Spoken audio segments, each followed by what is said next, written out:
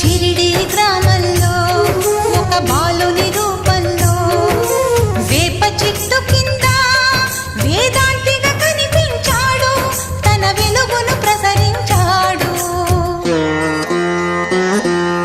పగలూరే ధ్యానం పరమాత్మునిలో లీనం, పగలూరే ధ్యానం పరమాత్మునిలో లీనం.